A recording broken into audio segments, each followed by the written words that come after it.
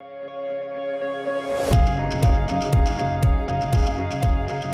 on the show, I have the pleasure of speaking with Avery Carl, CEO and founder of The Short Term Shop.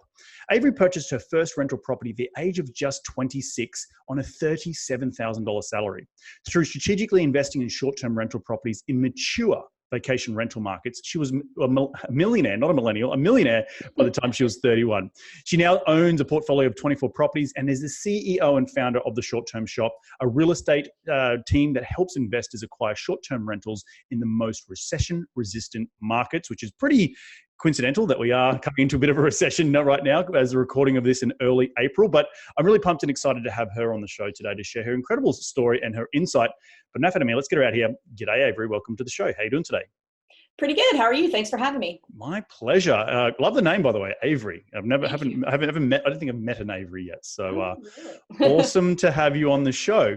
I ask my guests, all my guests when they come on the show, rewind the clock and tell me how you made your first ever dollar as a kid. So my first job did not come until college. I was really serious soccer player when I was in high school. So I spent all of my time playing soccer, playing club soccer, traveling for that, which didn't really allow for high school jobs. But my first job in college was a cocktail waitress. And that's how I made my first dollar. Yeah. Nice. Where'd you go to university? University of Texas. No. Oh, really? Yeah. In Austin? Yeah. I played soccer there. Nice. That's where you're calling from today?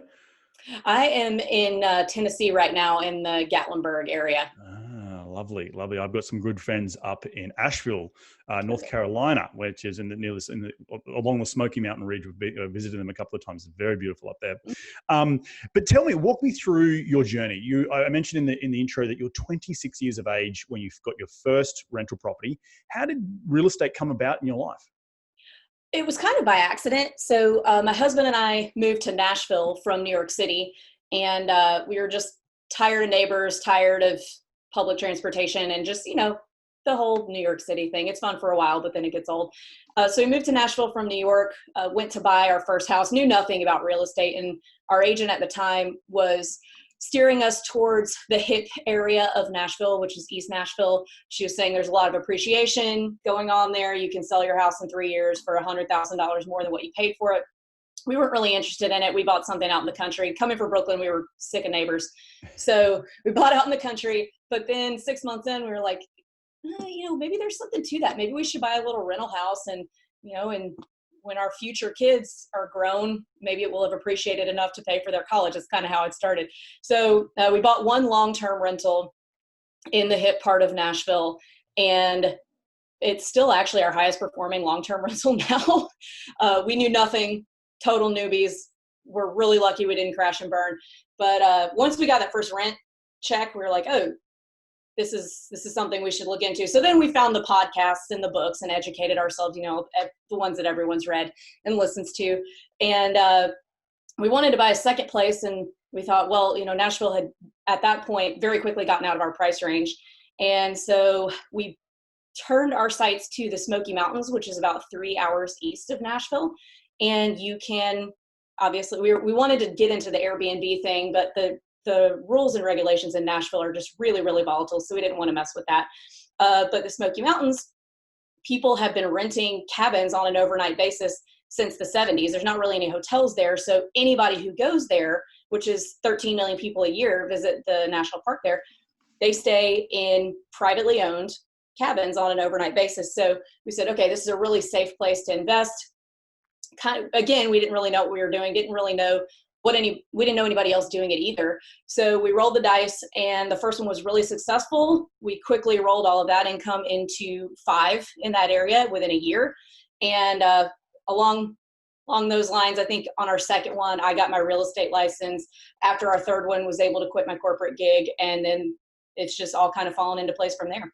That's awesome. That's a really incredible story. And I think the big thing, the takeaway out of that is that you sort of backed yourself in terms of like, there's something out there that this is interesting, because being in a metro where you're now looking at the Smoky Mountains, probably you would only have that insider knowledge of that all these people go to the Smoky Mountains and there's no hotels, and that there's a bit of, not, I wouldn't say insider trading, but it's like this insider knowledge of like people go there, they like to get out of the city into the woods. And when there's no hotels, where are they going to rent? They're going to have to rent a cabin or something like that. So I think not necessarily rolling the dice, but backing yourself in terms of something that is seemed to be an opportunity. And I think that's really, really incredible. In and around your day job, how did that come about quitting? Because that would have been such a daunting task to leave the day job and go at this full time.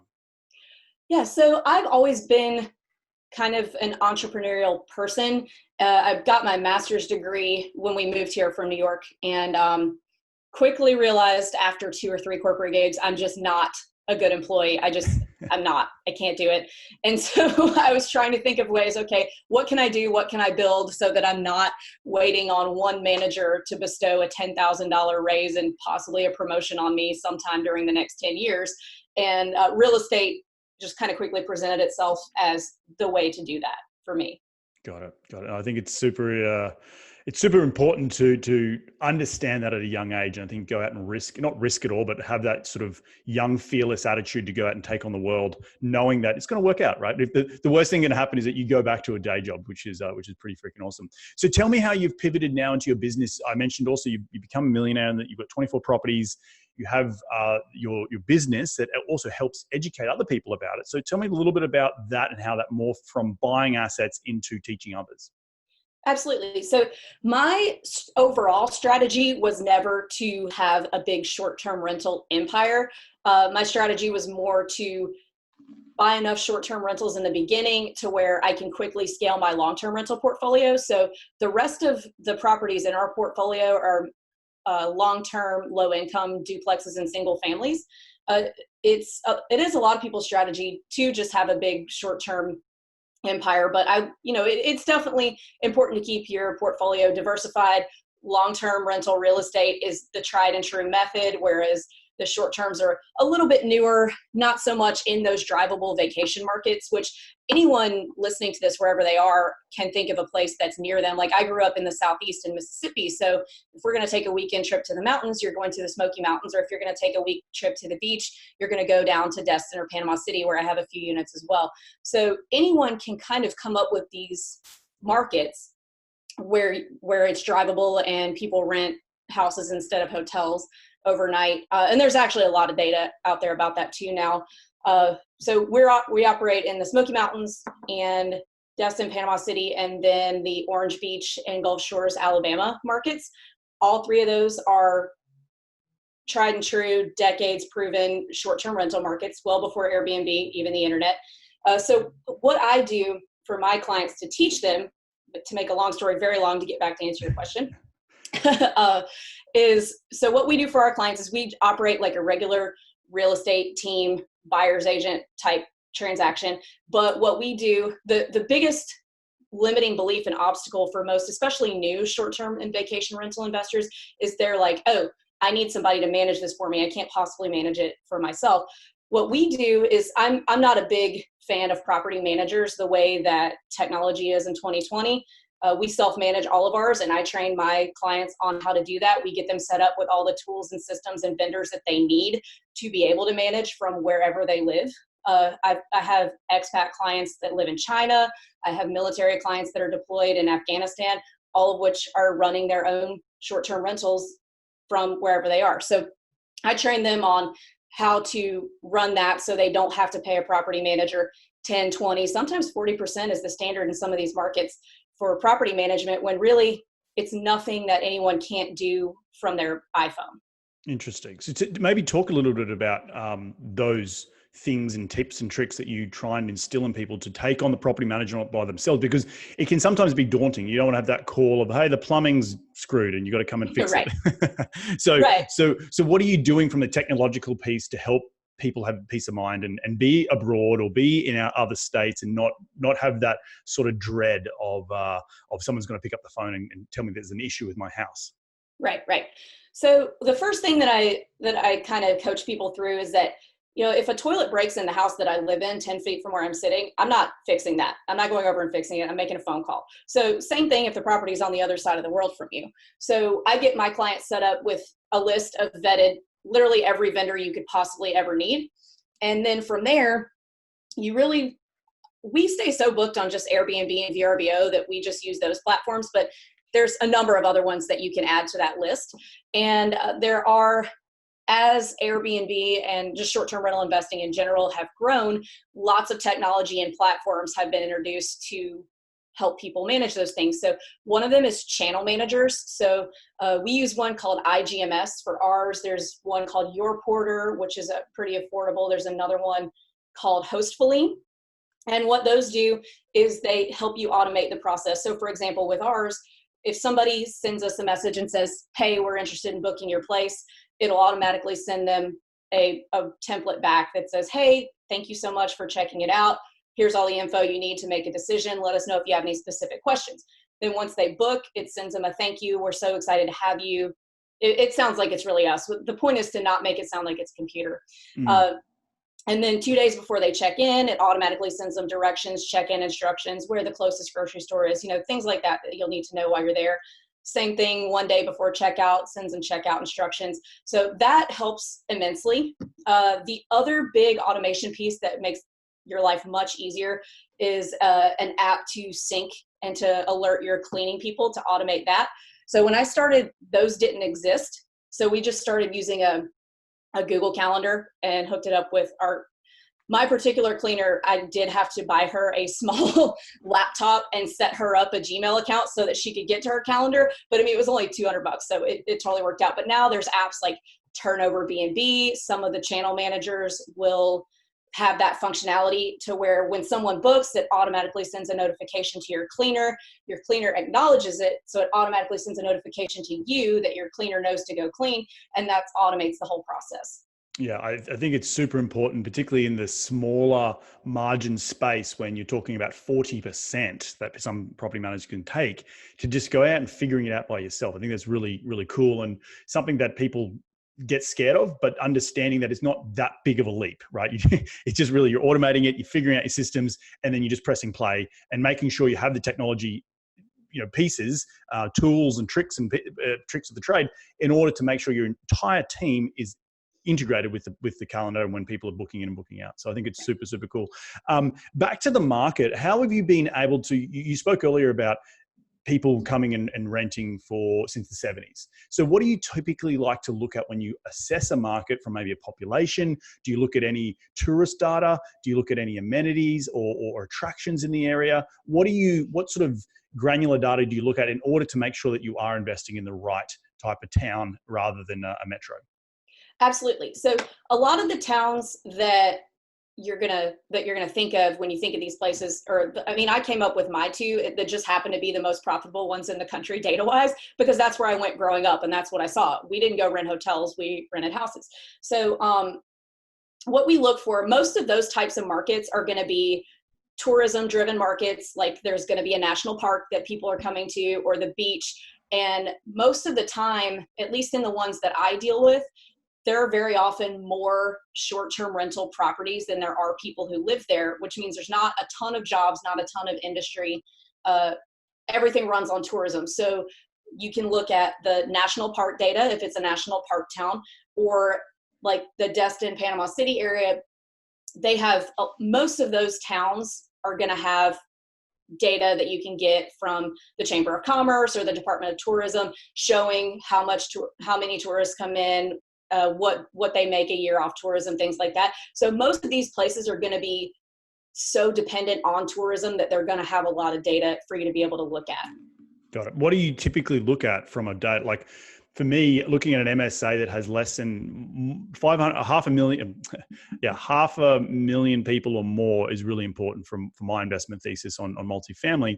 So what are you looking at from the tourism data to make sure that there's enough, I guess, heads and beds coming through the town to make sure that it's going to be profitable for you and there's not too much product on the market that you have to compete with?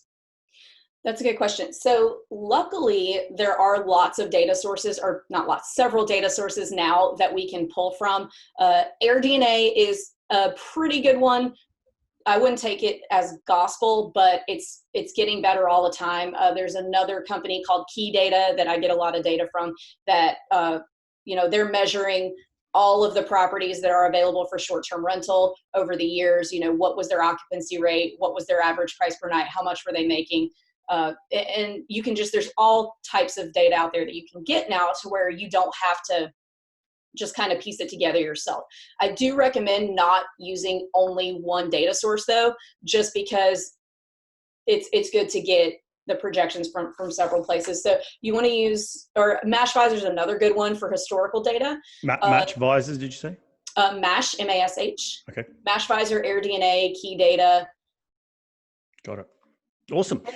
And so what are you looking for when you're looking in those types of specific data sources? What are they giving you? What are you signing up for? What is, someone turns on the computer and starts Googling Mash visors and AirDNA? What do you look for once you start cracking open those sort of things? So you're looking mainly for occupancy rate and price per night, because that's going to give you your gross annual income numbers. And then once you have those, you can work back because you know what your mortgage is going to be, how much it's going to be per clean. If you don't know how much it's going to be per clean to pay your cleaner, just call up a couple of cleaning companies in the area and say, hey, what does it cost for a 4-bedroom? And you can kind of figure it out that way. So, but once you get that gross annual income number, then you can work back to decide if the numbers make sense as an investment.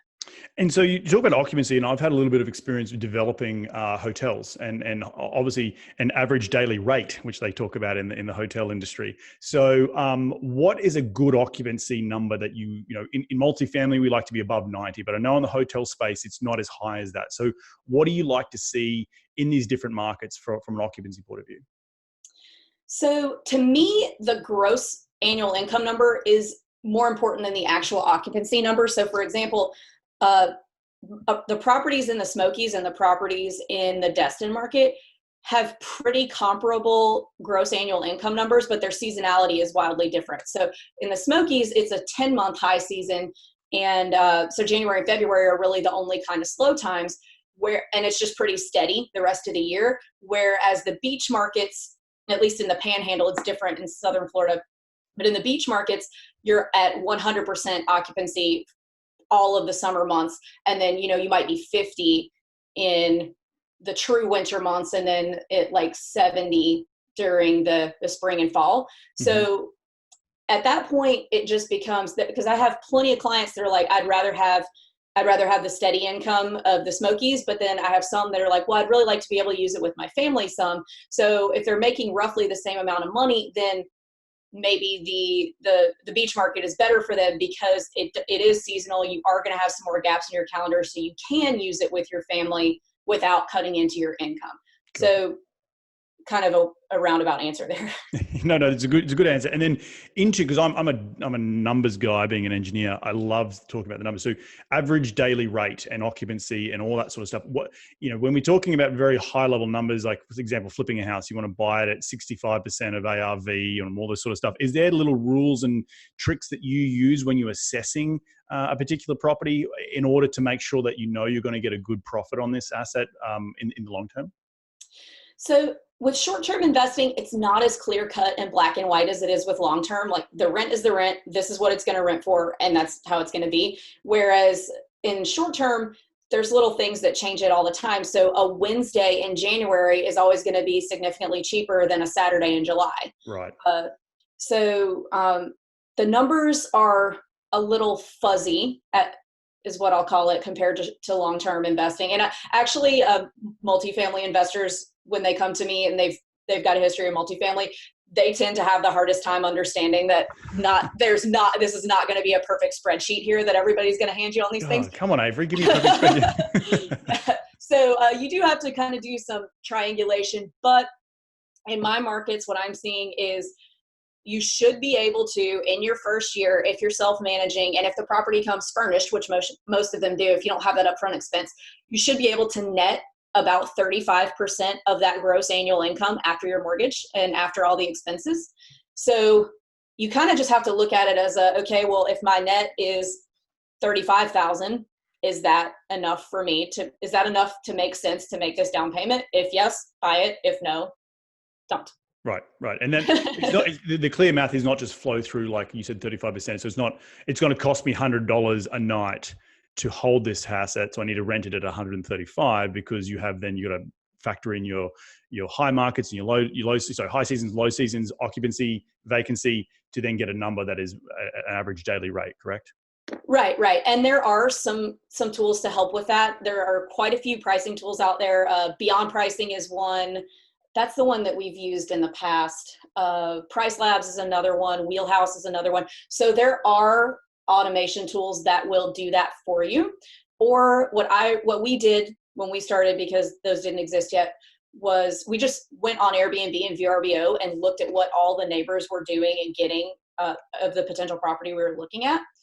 We even would go as far as to message some of them. Most of them are like, leave me alone, kid. But every now and then you'll get a little glimmer of information out of them.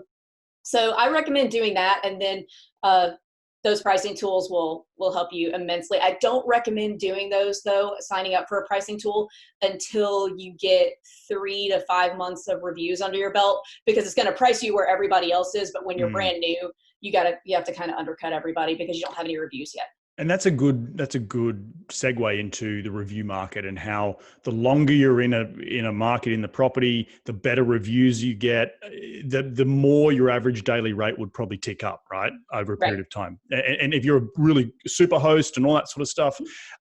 So I guess my question for you is back to the acquisition side of it. Are you using local brokers to help you find these deals? And then are you putting traditional financing on it, like 20% down and then getting 80% leverage on the asset, with 4 to 5% interest rates? What's the sort of the financing and structure look like on the buy side?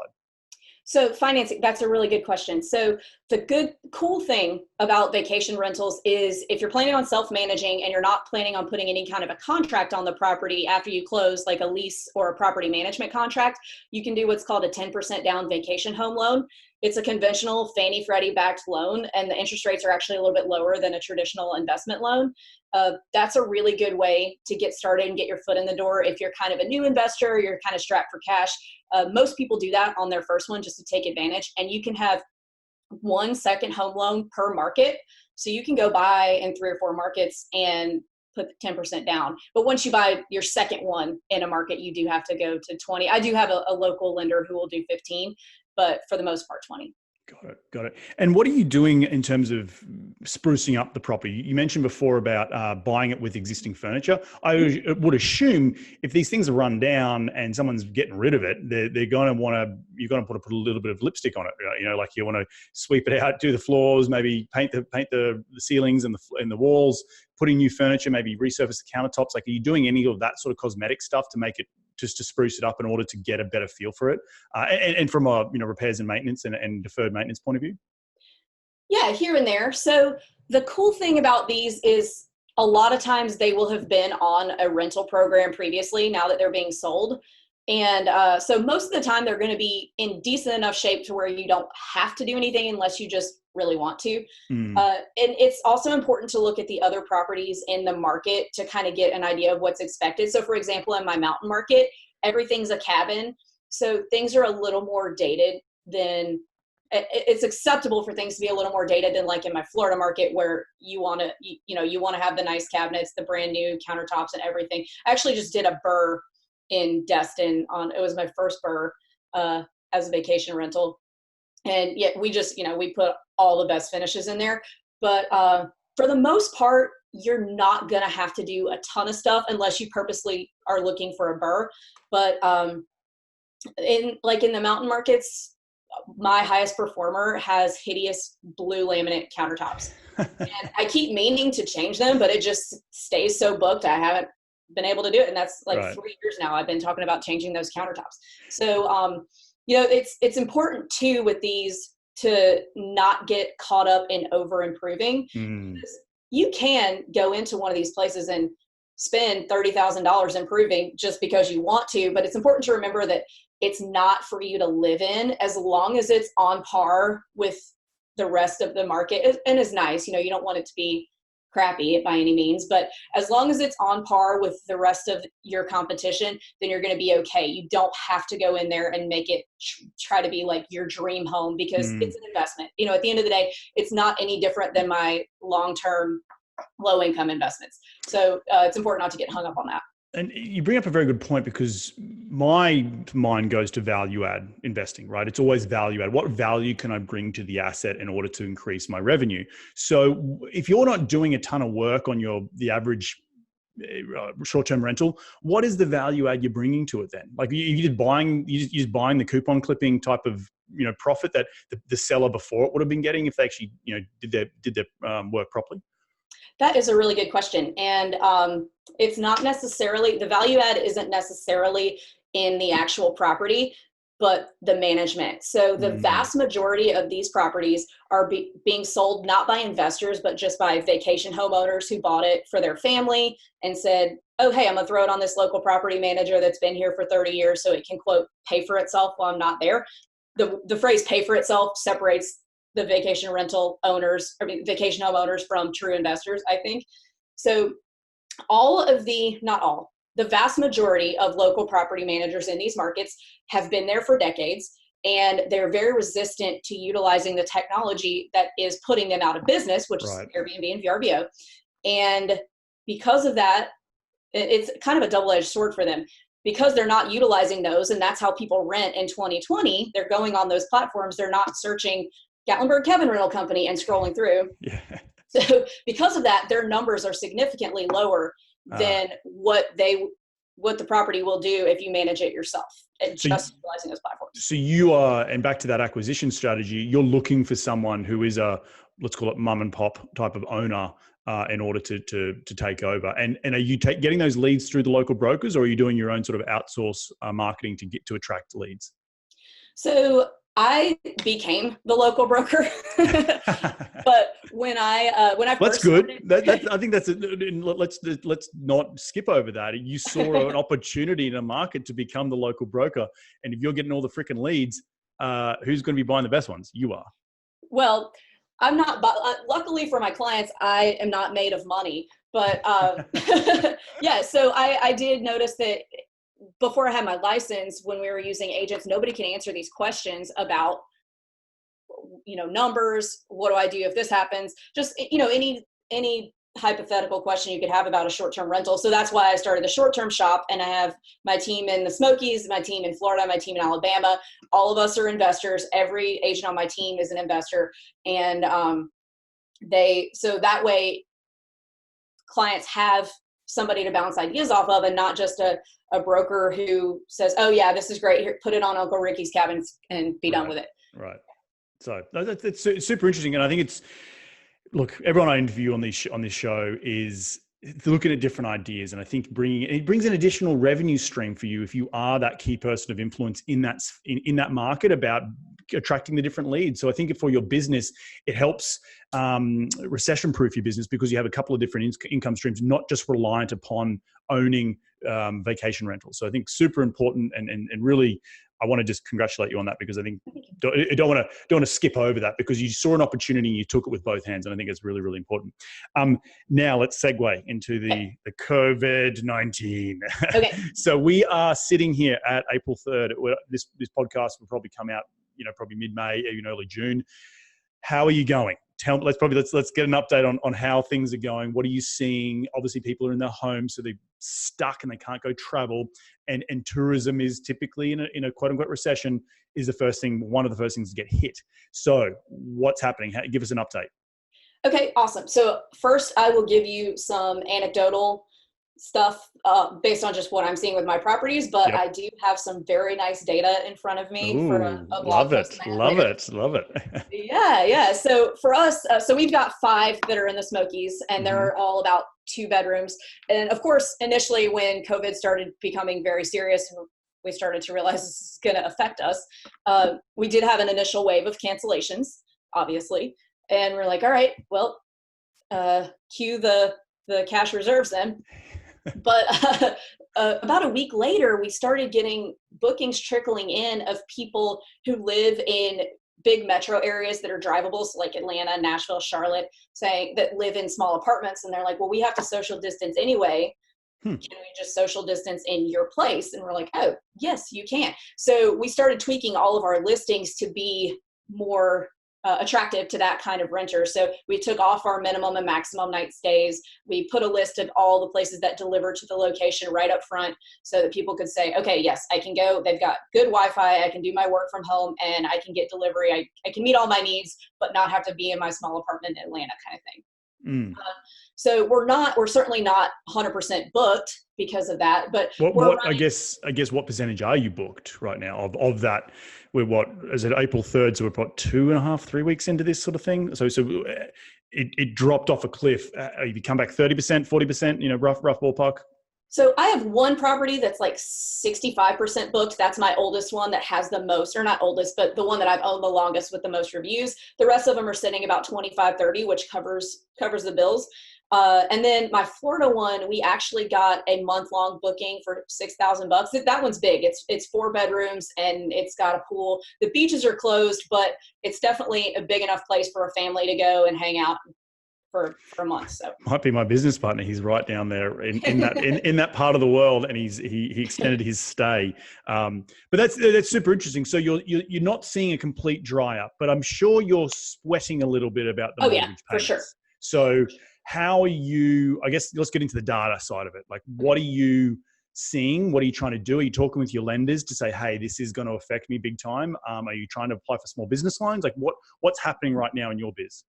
So I have set myself up to where I am good to float for almost indefinitely, a couple years probably. So I haven't done the small business loan stuff or the mortgage relief, because we did look into the mortgage relief, obviously, because we've got so many properties. I'm actually more worried about all my long terms paying rent over the next few days than I am the short terms. But if I have to pay the whole thing back in 3 months, that doesn't really help me that much. I might as well just keep paying it incrementally. So we have not utilized any of that stuff, but as of now, we're covering the expenses on the short terms, not necessarily making money, but we've got, when you have a short term, you can get a booking here and a booking there, and anything's better than nothing, whereas the long terms it's all or nothing. Right. Yeah. Yeah. So we're definitely sweating it. I would love for this to be over in April, but we're making it through. Yeah, well, look, I wish you the best of luck, because it is a stressful time. I own 1,900 units in Austin and San Antonio, and I've got calls today about where my percentage of rent collections are for the month. So it's all happening right now. But I think the biggest thing that I would love to get your opinion on is, what do you see for the short, medium, and long term? Like, in terms of recovery here, particularly when it comes to vacation rentals.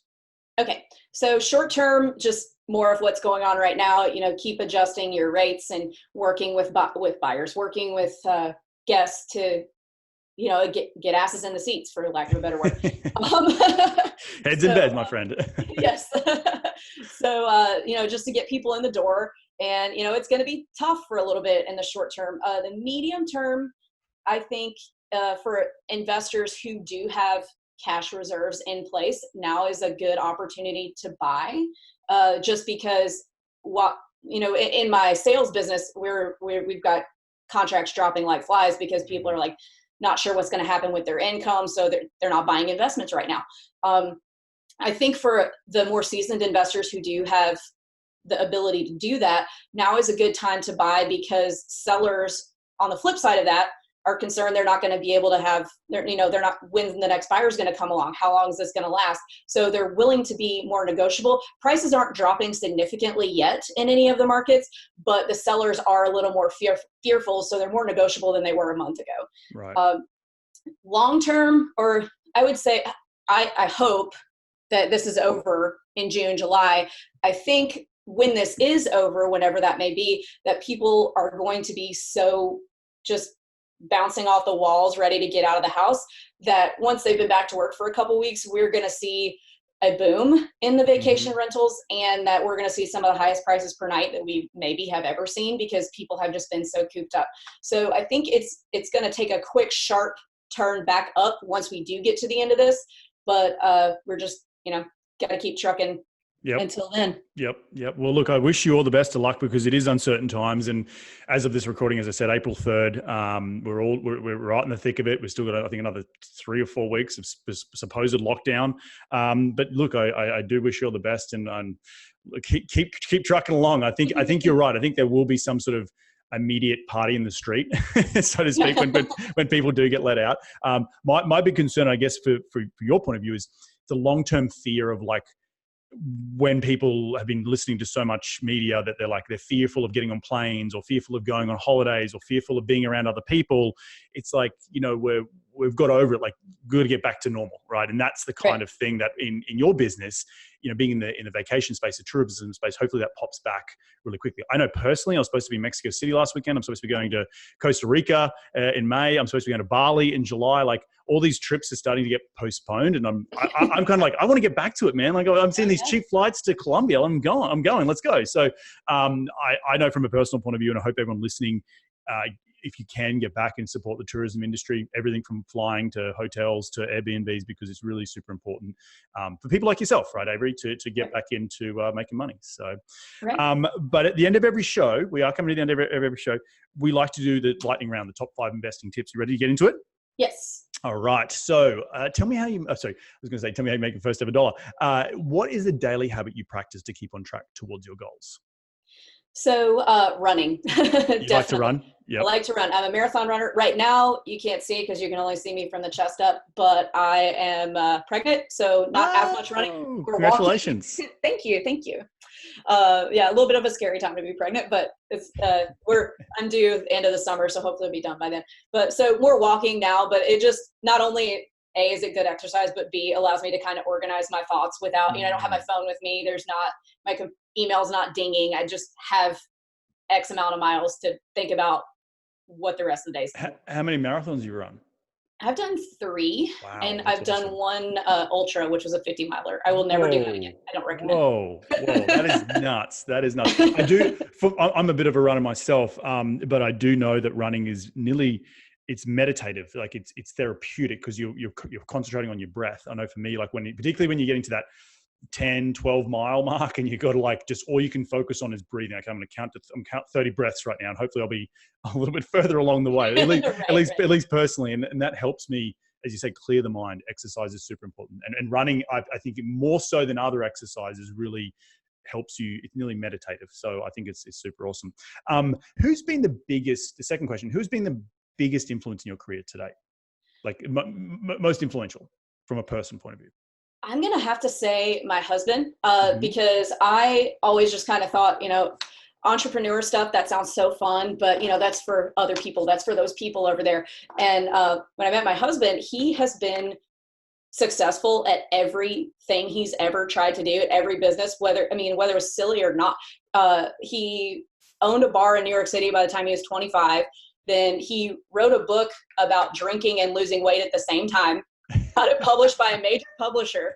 And now he's a DJ on Sirius XM because he used to throw really cool parties at that bar. And awesome. Yeah, and that segued into being a classic rock DJ. And now he's super successful. He manages all of our long terms and all of our short terms.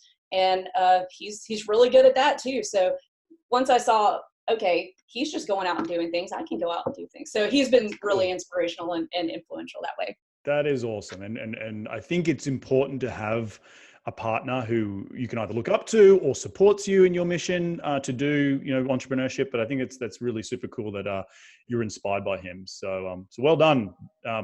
Boyfriend, husband, whatever. Husband, yes. Husband. He's very tall and handsome. So even better. We're giving all the props today. What's his name? We've got to get his name now. We can't be going all this way without telling his name. Yeah. His name's Luke Carl. Luke Carl, awesome stuff, brother. Question number 3, in your business, we spoke about some cool tools before, but what is the number one tool in your business? Now, when I say tool, it could be a physical tool like a phone or a person, but I'm sure you probably would have a technological tool that you use on a daily basis to help you keep the business on track. What is it? This is so small, it's going to sound silly, but Calendly. Yes. Yeah, because it keeps me on track, and it's so integratable with everything else I have, like CRMs. I don't know if you're a big Zapier user, but that website will integrate any two pieces of technology almost that don't already integrate with each other. So I can make the Calendly hook up to everything else that I use for whatever possibility I need to use it for. So just if it's on my calendar, then it's not slipping through the cracks because of Calendly. It exists, right? And you said, what was that? Zapier was the one? Zappier? Just one P. 1P, got it. Okay. Yeah. And that will combine like Calendly with Trello or something like that. Oh yeah. Oh, wow, that's awesome. Okay, I didn't even know that because I do use Calendly. I use Slack. I use Zoom. I use all those sort of cool technologies. But to try and combine it all is super, super important. In one sentence, question number 4. In one sentence, what has been your biggest failure, and what did you learn from that failure? My first hire was my biggest failure. I thought I had the right paperwork in place. I just did not make good decisions about that. I gave too much trust pretty much. And I lost a lot of sleep over that, but that person is still trying to steal from me today. But there was really no better learning experience than having had that happen. So what did you learn? So you said contracts. It must have been contract related that something happened? Yeah. So I just had like a regular real estate team thing in place. Contract in place. I didn't have like an NDA and all those other good things. So I learned the hard way about the NDAs. But now I know exactly what I'm looking for and exactly what I'm not looking for. Whereas I was like, she's pretty nice and the whole learning experience thing. So that was definitely my biggest learning experience, was hiring the wrong people first. I'm going a little bit off topic. Do you now use some of those tests online that you can determine what the type of person they are to fit them in the role that you want them to fit in? Because sometimes you can employ people who want to be like you, right? And sometimes that's not good. You want someone to be a follower, not necessarily a leader. So do you use any of those tools now to help you in the screening process? Yeah, the DISC assessment is pretty awesome in real estate. So DISC assessment. Yeah. Okay, cool stuff. And Avery, last question is, where can people reach you to continue the conversation? They want to be in your sphere. They want to find out a little bit more about what you do. Where'd they go? theshorttermshop.com. Awesome. Yeah. Well, I want to thank you so much for jumping on today's show. I want to just reflect some of the cool things that I've taken away from today's show. I think your overall strategy of investing in short-term rentals for then the purpose of buying long-term rentals, I think is really, really important, having that bigger and better goal. I also applaud you for seeing an opportunity as being the broker in your particular market, because the market reacted to you and there was no one that could give you decent information. So you went out and did it. And now you're the key person of influence in that market for all leads and deals, which helps bring another revenue stream in, but also helps you maybe cherry pick some of the good deals. So I think that's super, super important. And the last thing, obviously, the inspiration of your husband, being really close with him and having the inspiration there on a daily basis, I think is really, really important as well from anyone trying to be an entrepreneur. So did I leave anything out? I don't think so. Awesome. Well, thank you again for taking some time. Good luck with the pregnancy. Stay safe, stay healthy, and we'll catch up very, very soon. Hey, you too. Thanks so much. Well, there you have another cracking episode jam-packed with some incredible advice from Avery. Please definitely go and check her out at her website, and all the links from today's show will be up on my website as well as Goossens.com. I want to thank you all again for taking some time out of your day to tune in to continue to grow your financial IQ, because that's what we're all about here on this show. And we're going to do it all again next week. So be bold, be brave, and remember, go give life a crack.